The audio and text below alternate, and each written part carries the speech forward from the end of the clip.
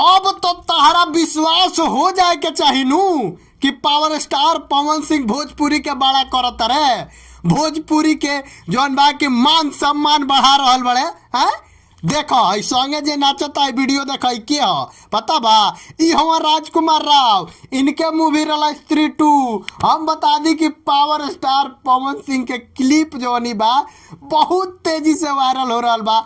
आज जितना लोग के भैया ई लागत रहा कि पवन सिंह के बारे में तो सब न्यूज ऐसा ही बनाता है। हम बता दीजिए अब तो तार लोग के यकीन हो गल, विश्वास हो गल लू है कि पावर स्टार पवन सिंह कहीं ना कहीं बड़ा लेवल पर चल गए बड़े, बहुत बड़ा के लेवल के काम कर रहा बड़े हैं। बॉलीवुड, पूरा बॉलीवुड के भोजपुरी इंडस्ट्री में नचा रहा बड़े पावर स्टार पवन सिंह।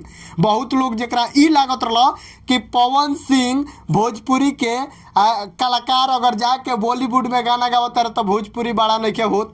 वो लोग के तो मुँह पर बहुत जोड़ के तमाचा बाई, बहुत जोड़ के कि पावर स्टार पवन सिंह आज पूरा इंडस्ट्री के नचा रहा बड़े, बड़का बड़का दिग्गज के नचा रहा बड़े, संगे काम देखत रहो नू। एकरा के कहल जाला पावर, एकरा के कहल जाला लकीर, आ एकरा के कहल जाला कि भोजपुरी के माने अलग राह पर लेके जाए वाला। आ हमार खेसारी भैया बड़े जेकरा ई लागेला कि भोजपुरी के अंतिम छोर पर उहे बैठल बड़े। पता बा तरत होता अभी इतना तक ले जाई संभव बा नहीं खे, संभव नहीं है भाई। ये पावर स्टार पवन सिंह ही कर सकते हैं।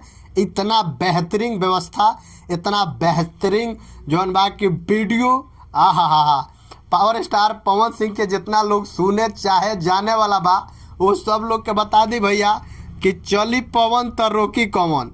आज ले पवन के केहू रोक नहीं के पहले, यानी हवा के केहू रोक नहीं के पहले। ए जन्म में माने अब पवन सिंह के बराबरी केहू से ना होई, केहू से अब बराबरी ना होई भैया, ठीक बा। ई एकदम हकीकत बात बा जे अब बराबरी केहू से संभव नहीं है। काहे कि पावर स्टार पवन सिंह के quality, power star Pawan Singh के जौन बा की जगह, पावर स्टार पवन सिंह के जौन बॉलीवुड में कद बनल बा उ अब केहू के बस के बात नहीं है। इतना जगह पर तो अब केहू ना पहुंची। पावर स्टार पवन सिंह के बहुत बड़ा गाना आ रहा बा भैया, बहुत बड़ा गाना आ रहा बा राजकुमार राव के साथे। यानी पवन सिंह मुंबई गइल बड़ा तो कुछ ना कुछ बहुत स्पेशल धमाका होके वाला बा। नवरात्रि जैसे बीती तैसे गाना आई।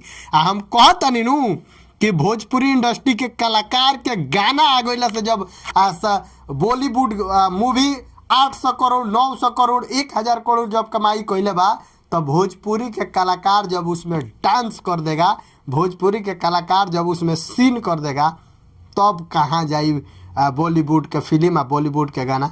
ई तो संभव नहीं है, ई केहू सोच नहीं है सकत। पवन सिंह के गाना, पवन सिंह के वजह से स्त्री 2 के गाना 1 महीना ट्रेंड कैला सब देखा था नीनू झूमत रखेगा। यानी फिर से भोजपुरी में तहलका होके वाला बा, भोजपुरी में कमाल बवाल होके वाला बा। काहे कि पावर स्टार पवन सिंह भी ठान ले बड़े कि अब की पर दिखाइए देम कि भोजपुरी के पवन सिंह के मतलब होला का। जितना लोग के ई बुझात रहा कि भाई पवन सिंह है ये वो सब लोग के बता दीजिए भैया ये वही पवन सिंह है जो कि सबको बांस करके रखे हैं, सबको बता के रखे हैं, समझा के रखे हैं कि ये भोजपुरी इंडस्ट्री है और इसमें एगो पवन सिंह नाम का कलाकार है जिसका दबदबा पूरा बॉलीवुड में भी चलता है।